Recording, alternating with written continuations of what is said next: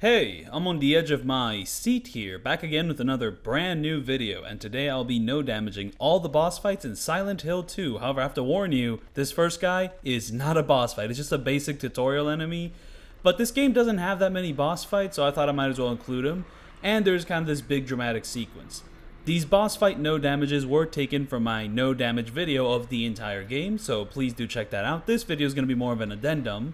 And even though it is the same fights from that video, I actually added in the cutscenes which I skipped during my entire full no damage of the video, so there's a little bit of new stuff going on here, just mostly a 4K recording of the cutscenes with the noise filter turned on, or the noise effect. I see that a lot of the no damage, the other people's no damages don't turn the noise effect on, and I can kind of understand why, kind of get the graphics more clear. But I kind of want to get a more grainy feel for the game, and I do think that this noise effect makes the fog look better on PC. But I'm pretty sure that the best fog effects are still on the original PS2. As for this PC version, I actually own one physically. But the strategy for this guy, just run up to him, 3 bops in the head, and he's finished. However, a lot of my strategies all my strategies basically are taken from Carcinogen SDA. Gotta shout him out. Fantastic no damage YouTuber, big inspiration. And his no damage of Silent Hill 2 helped greatly with me no damaging the entire game and no damaging the boss fights. We just defeated that incredibly tough encounter back there, and this will be on hard difficulty. Even though Silent Hill 2 has 2 different hard difficulties, there's hard for just the basic enemies, and there's hard for the riddles. Now the hard riddle difficulty I think is really cool, it just kind of changes up the puzzles a bit on replays. The hard enemy difficulty, despite this video being a hard no damage, I'm actually going to dissuade you from playing Silent Hill 2 on hard. I don't think they managed this difficulty very well. It kind of makes some encounters that are okay into kind of annoying and bad, and I'll get more into that later. But just all the changes that are introduced on hard are kind of very annoying and not that well thought out. That's a bit of a graphic scene there. And I recently learned that that was not intended to be a sexual assault scene. That was just him killing the enemy, but I guess the way he framed it, it looked a little bit suggestive, but the original creators, they don't really own that interpretation of the story. It's more Pyramid Head is killing those enemies in order to wake James up from this illusion he has of the place or whatever. Well, there's a lot of ways to interpret it. One of the great things about Silent Hill 2 is just its ambiguity. I mean, a lot of things are straightforward, and you can get a pretty straight answer from it, but there's a lot of this game that is up to your viewer interpretation, and it's all the richer for it. This is probably one of my all-time favorite games. Not a perfect game, but I'm still going to give it a 10 out of 10. And just to get this out of the way, this boss fight, pretty easy. All you have to do is kind of shoot 2 clips into him, run to the other corner of the room, shoot 2 to 3 more clips into him, and you're pretty much done. But you're going to need to have 40 to 50 bullets on hand in order to do this boss fight. And if you don't, it's just going to be running around the room for 5 to 10 minutes, because if you don't want to waste any of your ammo, you could just run around, let him do his attacks for 5 to 10 minutes, and then he'll leave by himself, but you can make him leave in under 2 minutes by shooting 4 clips into him. But in order to get that much ammo, you have to solve this one safe puzzle in this level, and that'll give you all the ammo you need for this fight. And the combination for that safe is always random, but once you know the gimmick, it's really easy. It's just Roman numerals. But to be fair, this is a video only about the boss fights, not about the entire game, so that's kind of pointless to mention, but hey, I thought I'd mention that little fun fact there. I will say that I do think the boss fights in this game are probably the weakest aspect of it in terms of everything else, in terms of exploration, story, narrative, atmosphere. I don't hate them though. They're honestly just on par with something say, the original Resident Evil 1's boss fights. They're basically just bullet sponges for the majority of the game. This one's kind of got a little bit of an interesting gimmick going on with the 2 hangers, you have to avoid 2 enemies all at once, but for the most part, they're still bullet sponges, you either have the ammo or you don't. And I think you can maybe fight this thing with a melee weapon, but it's kind of weird and iffy, and maybe that'll be tough. But right now I just have the shotgun, though I don't have that much shotgun ammo, because during my full no damage walkthrough, I skipped one room which had shotgun ammo just to get a quicker no damage. So that's the issue with that.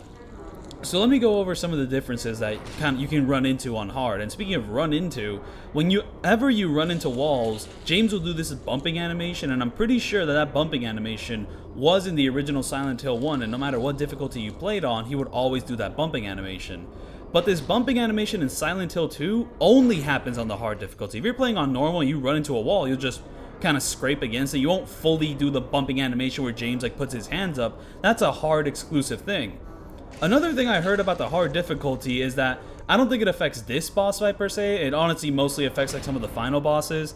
Is that attacks that used to stagger boss fights before with like say shooting them with a rifle does not stagger them anymore. And the boss fights also get quicker by default. And to be fair, I don't even know if it applies to these guys, because these guys, they're getting staggered by the shotgun. Though maybe they are running a little bit faster, because I did hear that a majority of the boss fights do get faster on hard difficulty, but it does feel like that mostly applies to the final fights, and we're a decent ways away from those final fights, around like 28 minutes or so. I don't know, I failed Algebra 2, don't think about that too hard. And now let me tell you about the ending system of Silent Hill 2. I mean, hey, we are only like 5 to 6 minutes into the video, and I'm already going to spoil all the endings, but no. Basically, for the PC version, actually, before I talk about the endings, I should probably talk about the PC version, how I'm playing this game. But yeah, back in the day in high school, I went out of my way to buy copies of Silent Hills 2, 3, and 4, and it cost me $900. Nah, I'm just kidding. That's how my story would go if I was saying it from like a modern perspective, because like, holy shit, these games are so expensive, and that just brings me, like, makes me so sad, because I think they're masterpieces. Like, I want like the original like Silent Hill 1, 2, 3, half of 4. I want those games in a museum. I love them so much. But no, they're only for people who either emulate them or can afford the ludicrous prices that resellers are like selling them for, or want to play an inferior version in the HD collection. Oh brother, the HD collection is, I mean, I feel like it's been oversaid, but yeah, that was a fucking travesty. It's easily the worst way to play the game. And oh, there's that remake of Silent Hill 2. Oh my goodness. You know what I think about that? I haven't played it. I can't say anything about it. I mean, I'm gonna no damage that one eventually. I'm planning on no damaging the original Silent Hills and then jumping on the remake. So yeah, no comment there.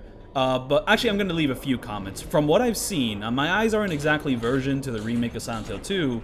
The voice acting is better than the HD collection voice acting. Oh my goodness, man. The voice acting in the HD collection, they got some killer voice actors for that. Troy Baker, Laura Bailey.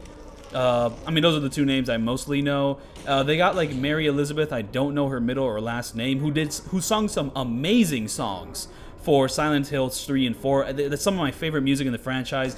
She has a fantastic voice, but she was just a terrible fit in that dub, and that's the thing. Like, the HD collection Silent Hill 2 dub is filled with great actors who are just horribly miscast or just, like, not very well directed. Like, I don't know.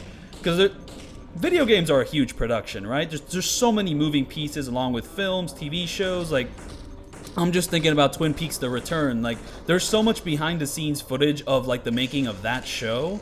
And I just realized that, you know, there's a staff position. There's, like, a cast position for, you know, on-set painter. You know, if they need something painted on the fly, boom, there's a guy waiting, like, on the side of the set to go and paint that thing, like, a little bit more. So these things are huge.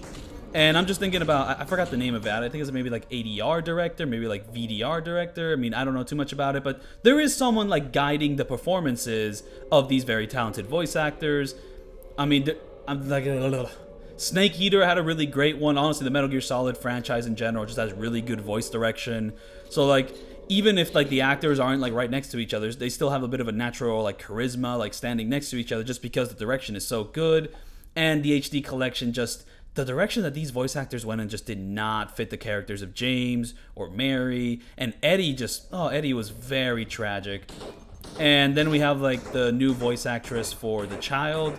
And the child like voice acting in this game, the original, it's an actual child. She's not like amazing, but like you can actually hear that that's like an actual child speaking. But like in the HD collection, it is very much an adult putting on the voice of a child. And you can very much tell the difference there. But yeah, another reason I don't want you to play this game on hard is this section is bullshit on hard. And I took no damage. I mean, Maria got stabbed like 2 times, but on hard difficulty, if she gets stabbed 3 times, she dies, and you have to repeat this entire section over again, which doesn't really make sense to me because, like, the ending of this section is just her dying. I thought this was just like a cinematic sequence you just kind of run through, and then, you know, you don't really have to worry about saving Maria before because she's gonna die right now. You know, it's a tragic, emotional moment. But on hard difficulty, no, you actually have to like stun Pyramid Head at the beginning and in the middle of the fight. This isn't really a boss fight, but I decided to include it just because like it actually made me so mad. And I think it's very important to like establish this is very bullshit on hard difficulty. But yeah, back to the ending system of the game. So if you complete one ending and then do a new game plus like, you know, run, and you're trying to get the other endings, there's like this secret like hidden mathematical like quandary in the code of Silent Hill 2. I got this from a YouTube video. Just look up the hidden math of Silent Hill 2. That'll give you like more details on it. But basically, when you start the game, every ending has like a certain amount of points. And by the end of the game, if one ending has the most amount of points, that's the ending you get. But whenever you do like a New Game Plus file, the endings which you haven't gotten yet, those will get extra points at the start of your run to like ensure that, you know, you get closer to getting those endings. The advantage isn't so crazy that you can't get the previous ending, which you already got, but it's just like for players who are just trying to get other endings and like, you know, explore the whole game, you know, 100%, so on and so forth, it makes it easy to find out without having to like break apart the game and like learn every single part of the hidden math and all that. This boss fight can be pretty annoying, but I love the narrative of it. Holy shit, like this room is just disturbing as fuck. Angela's story is like a major crux of like the entirety of Silent Hill 2. She's on the cover of the game. Honestly, it's kind of like hard to figure out because like the way she's blurred in with all like the green and all that, it's kind of hard to make out who exactly is on the cover, but that's Angela. So you would be like, you'd be kind of confused. Like, is this Angela's story? Well, I mean, it kind of is. She's a major part of this. And she has a lot of like, you know, parallels with James. But as for this fight itself, you basically have to like go to like the far end corners of the room, you know, fire a couple shots, you know, try to stun him with like the second shot, and then hope for the best because honestly, like the shotgun animation just takes so long that it's very easy for this creature to catch up to you and do its very disturbing animation. And I'm going to include the entire cutscene where Angela talks.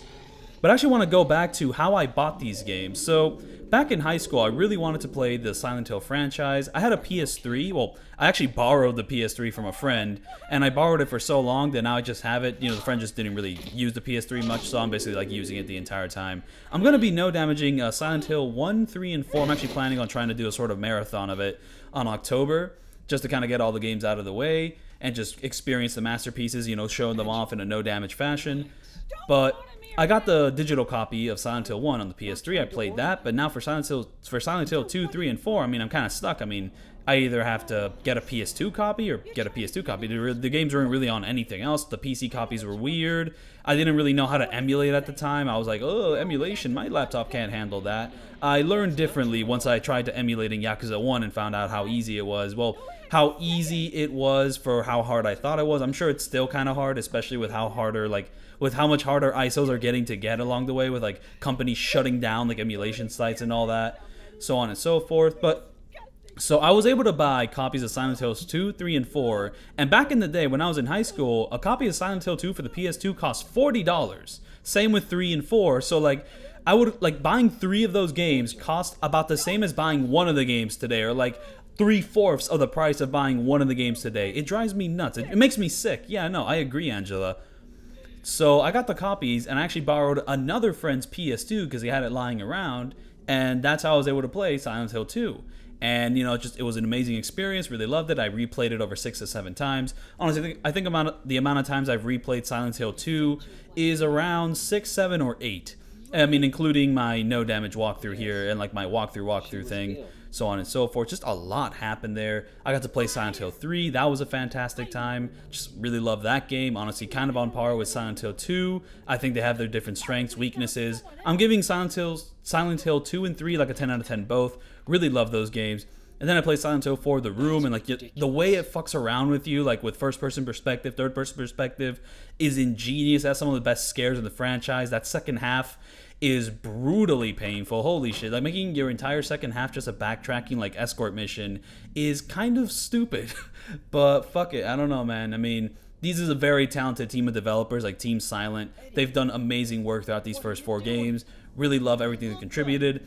The director of the first Silent Hill, I don't know who directs the third and fourth. No, I said the first, right? So the director of the first Silent Hill went on to make Gravity Rush and Siren and a bunch of other really great games, you know, support his journey. Not sure what else the director of Silent Hill 2 did here. And I forget if Silent Hill 3 and 4 had different directors. Once I no damage those games, I'll look further into that. Anyways, here we have the cutscene for what is the worst boss fight in the game. It was kind of frustrating to figure out how to no damage him, but that's not really why he's the worst boss fight. He's just the most goofy looking one to actually fight, because every single other boss fight is this weird monster that's kind of detached from reality. They're like floating on the ceilings, you know, they have like inhuman strength. So when their animations look a little bit weird or janky, or when they move at you in like a monstrous way, it makes sense because they're monsters. It actually adds to the vibe. But Eddie kind of moves the exact same way. and he's just a normal human being, so it really like it just doesn't look right. Silent Hill 1 also had like fights against humanoids like Eddie, except those humanoids were like possessed by slugs or whatnot. And it was the PS1, so things looked like a little bit more grainy and like, you know, up to interpretation, so it actually like worked better for that game. But here, like, Eddie over here is just way too HD, and it just doesn't really work out. And he's also really easy to cheese because his AI is just kind of all over the place. Not all over the place. This room is too small. He just rushes you, and if you have the long pipe, just boom, keep hitting him on the head. This long pipe is actually missable, though, as a weapon. You kind of have to go out of your way, like while getting to the hospital, I think, with Maria and whatnot, and then you pick up this long pipe, or I think you have to go out of your way before the apartments. No, I'm pretty sure it's like before the hospital. So yeah, if you have this long pipe, you can just kind of do this and keep whacking him on the head until it goes into the second phase. In his second phase, he has a lot more health. However, with the strategy I'm going to do, that's not going to really matter too much. The strategy is I'm on New Game Plus, I'm going to use a chainsaw.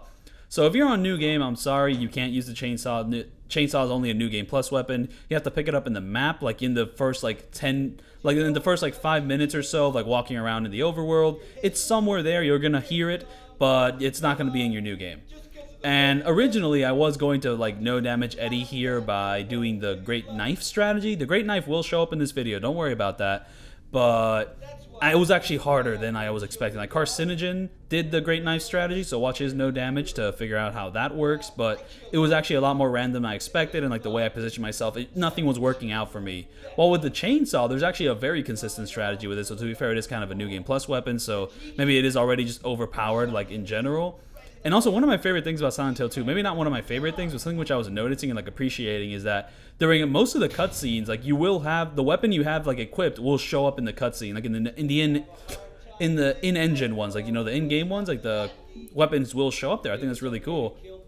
And as for the voice acting, I think like the awkwardness really helps the vibe, like really helps sell the vibe of these deluded, foggy people just like living in this weird delusion. Like none of these people are like well adjusted, so like they don't really talk like well adjusted people. However, I think like 90% of it, I'm like, fuck yeah, dude, I fuck with this vibe heavy. This is very David Lynch inspired. I think it's perfect. But then there's like 10% of the voice acting, which I think is kind of flat. Let's party! I love this line though.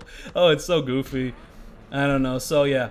So my strategy is just kind of like bait out an attack and then stab him with a chainsaw. Try to like position yourself behind the meat, because every now and then he'll quickly pull out the revolver and try to shoot you. Though 90% of the time he's just going to try to run up to you, give you a little punch, keep stabbing with a chainsaw. You can do a similar thing with the pipe, except the pipe doesn't deal nearly as much damage, so the fight takes like 4 times as long to complete with the pipe. And the guns, give up on the guns on hard difficulty. Whenever you shoot this guy with a shotgun, like you'll be in the shotgun like shooting animation, and he'll just run up to you and hit you. So there's just no point in using the shotgun if you're trying to do no damage. Same thing with the rifle. It's just a miss. Maybe on normal difficulty, you can like get away with using the shotgun or the rifle, but on hard, it just doesn't make sense, so the fight's just kind of frustrating to deal with.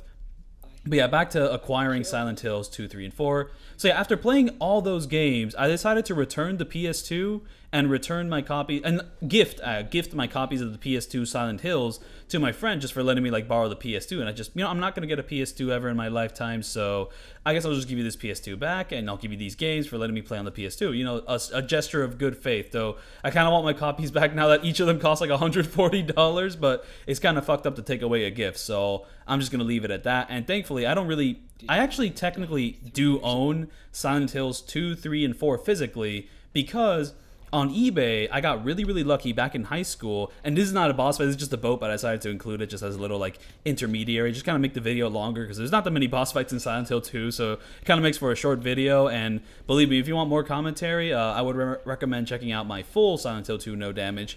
Though, I was seeing this on Carcinogen's video, there's like comments that like, wow, I'm really glad that like your commentary isn't like constantly like commentating. You let like certain moments play out in silence. My style of video is very different. That's kind of why I upload different versions. I have a no commentary version if you want to check out the boss fights without my interruptions, and my commentary version is just purely commentary. So yeah, no, I was able to acquire a physical PC copy of Silent Hills 2 Director's Cut PC version. It was in French, but I was able to acquire it for $50-$60. I got really lucky there. And my PC physical copy of Silent Hill 3 is a little crazy. I got it for $20. I don't know how the fuck I found a copy for $20, but it was real.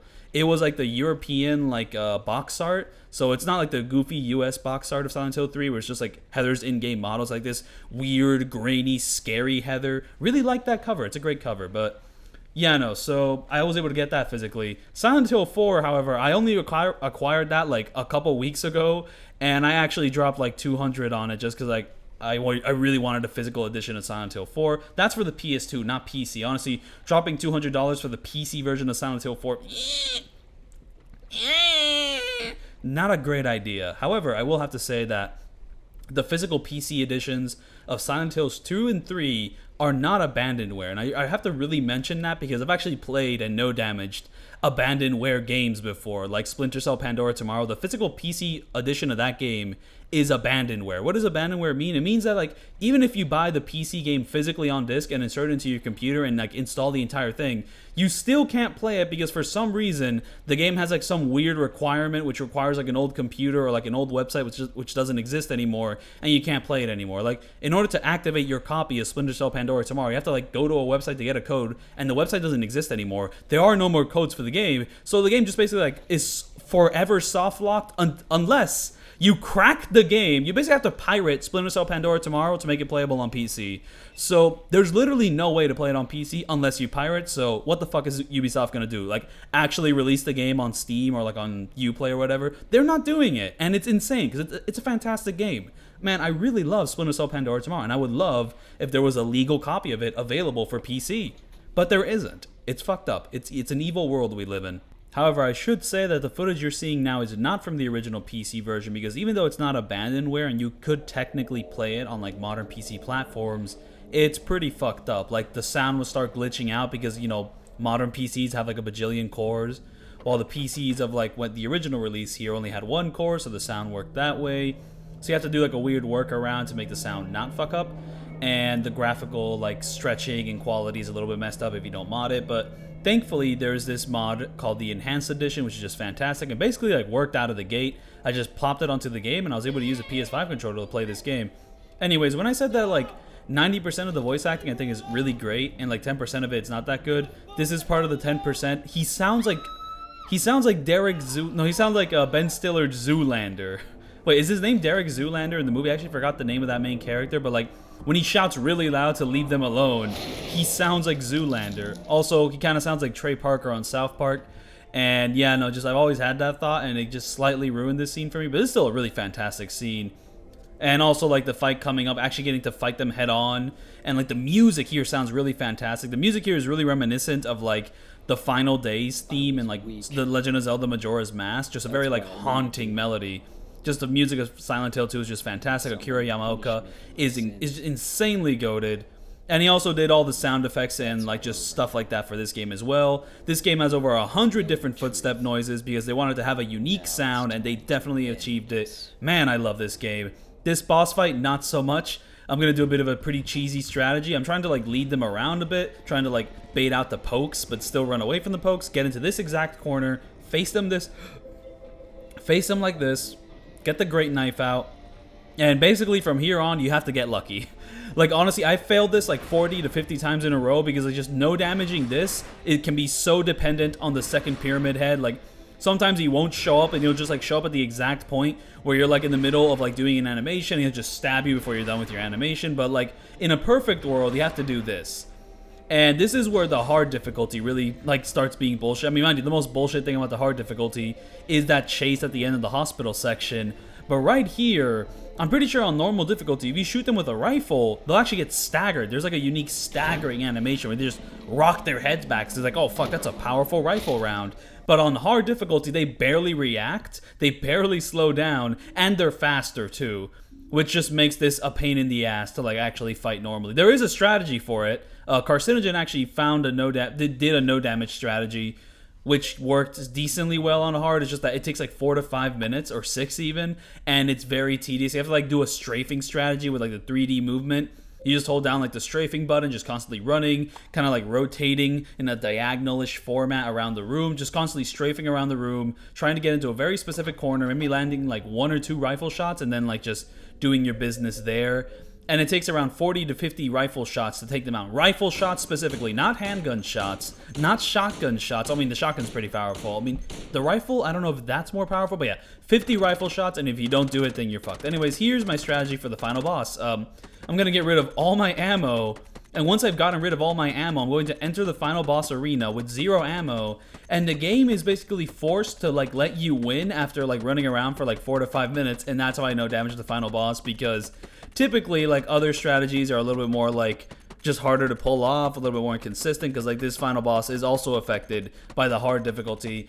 She's much faster. She doesn't stagger nearly as much. It's the fucking PNG like butterflies that like she can summon that just throws me over a cliff.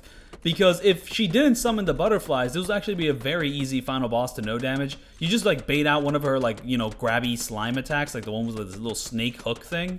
You just bait out that attack, and once you bait it out, you like fire 1 or 2 shots, and you're pretty much good. You can just do that for the whole fight if the butterflies didn't exist, but lo and behold, the butterflies exist. But yeah, no, I just wanted to show off like me shooting all my ammo before reaching this final encounter right here.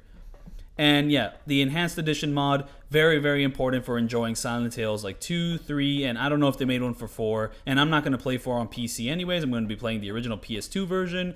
Going to be upscaling that to 1440p with my RetroTink 5X. Really wanted to do that with Silent Hills 2, 3, but I don't have my PS2 copies anymore. And lo and behold, I do not want to buy another copy. It is so expensive. Holy moly. But when it comes to like the tech for these boss fights, I just don't really have much to say. This game's combat system is not that deep.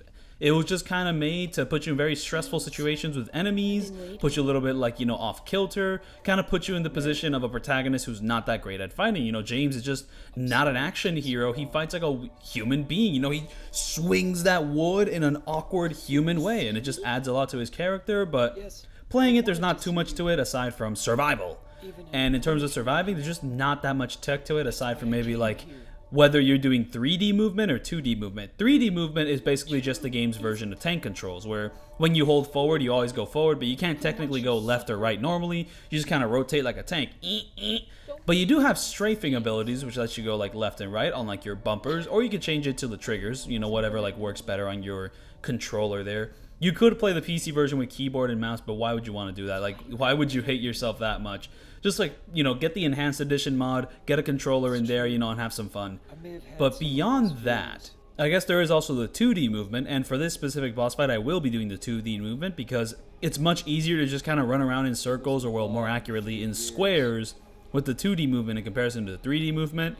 And like the hardest thing about this boss fight is just consistently doing it all the time, because the strategy of waiting this boss fight out for like 4 to 5 minutes involves running around in squares consistently for 4 to 5 minutes. And oh, I can feel a weird hiccup coming up, but it's going away now. And I am on path to getting the Maria ending here, which I really did not want to get, but I did a previous walkthrough where I got the Leave ending. And I guess on my replay here, which is like the no damage run, like I was mentioning before, that hidden math just pretty much like gave more points to the Maria and Leave and like the in water endings.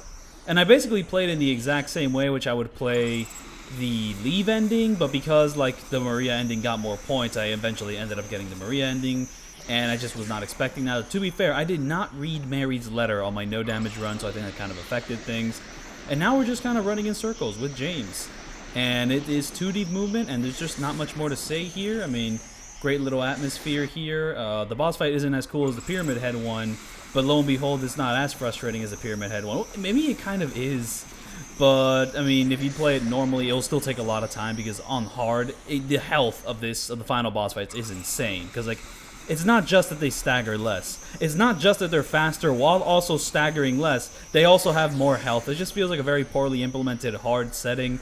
If you're going to play this masterpiece, you got to play it on normal. Any issues I have with the combat, I think, are purely on hard difficulty. Like, I would not even be thinking about these issues on normal, and I would just be having a great time, because Silent Hill has always been more about the atmosphere, the narrative, and just like traversing through that, kind of like the Zelda dungeon exploration. I mean, stuff like Resident Evil has had like more interesting survival horror gameplay, you know, with like ammo conservation, inventory conservation, level design, especially like in the mansion. I mean, mind you, my experience with that is like the remake of the first game, which they're doing another remake of the remake, which doesn't really sit right with me. But I did play the Resident Evil 1 remake, really enjoyed it.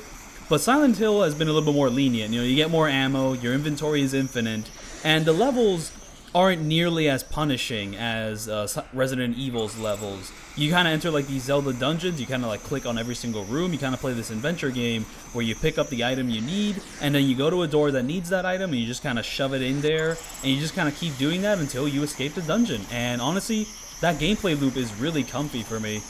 Like, the way I no damage this game and the way I play it normally is completely different, because like no damaging, I already have a strategy, I already have a path, I just kind of do everything perfectly. But when I'm playing the game normally, I'm like trying to open every single door, most of them are locked, and when I finally enter a place, I get the item, you know, I'm trying to solve the puzzle, you know, riddle me this, or, you know, it's an adventure game key item, I combine it with something else, and you just kind of go from there. And it's just, it works really well for this very haunting atmospheric narrative, because like, once again, the atmosphere of this game is why it can't be like a book or just a movie. Like, the atmosphere, actually like getting to physically play through this is very, very important to the experience and like the narrative payoffs and satisfactions, and just, man, I love this game. I mean, when it comes to the first 4 Silent Hill games, I probably would rank them with Silent Hill 2 at the top, Silent Hill 3 just like below it. Like, I mean, honestly, maybe even like on par with Silent Hill 2, because I really love Silent Hill 3, and I'll yap more about that once I know damage that game. The third best has to go to Silent Hill 1, the original, the one that started it all. I think sometimes people just kind of throw it away, they kind of like malign it, like, oh, you know, they get so focused on Silent Hill 2 that they forget to mention, oh yeah, the original Silent Hill is a fantastic game, one of the best horror games, fantastic atmosphere. And honestly, there's a lot about the first game which it does better than this one. Like, honestly, there's a lot of really interesting camera placement in the first game. Like, just, it's a lot more aggressive. And, like, the other world, like, the other dimensions get more grisly and metallic. It's like, holy shit. It's, like, a lot more visceral. I think Silent Hill 3 kind of brought back that more visceral vibe from the first game. But, like, man, and also the PS1 graphics with the first Silent Hill. Just, like, give an otherworldly vibe. I mean, like, the one thing about the first Silent Hill game is I do think, like, that one easily has the most awkward voice acting. I mean, this game also has awkward voice acting, but like the placement just feels more intentional. And the sort of protagonists that they crafted, like these weird, delusioned, like absent-minded people. I mean, I don't know if absent-minded is the right word, but like they're each going through so much trauma that they kind of like lock themselves out of reality. That sort of awkward voice acting does work better with them than, say, with the characters of Silent Hill 1, which were mostly just normal people. They just kind of talked weird. And Silent Hill 4, I mean, like, if it didn't have that second half, it'd probably be like one of the best Silent Hill games. Like, by far, just so many like fantastic creative ideas, just like such a great way to like move on from the previous Silent Hill games without copying them. Like the room concept in first person is phenomenal, and then like the levels are all mostly phenomenal. Like the water prison's a fantastic location. Holy moly, the water prison, like the baby enemies. Oh, there's just so much to yap about once I get to those games. But honestly, I think the one thing about doing all the boss fights and doing commentary for these boss fights is that they're just too short. There's not too much to talk about with the boss fights individually. And Silent Hill 2 as an overall game is so dense that like it feels like I'm just rushing through so much trying to yap in 30 minutes. I felt like I was rushing through stuff trying to yap for 2 hours and 30 minutes about talking about the whole game. That didn't even feel like enough time to yap about Silent Hill 2. I mean, if it was a video essay, maybe I would like structure it more, but just like trying to talk about the totality of a Silent Hill game. They're incredibly dense games, everything about them. Man, I love the games. The first 4, I haven't really played any of the other ones. But yeah, thank you so much for watching my no damage of all the boss fights in Silent Hill 2, and I'll see you all then for my no damage of Silent Hill 1, coming decently soon. Peace out.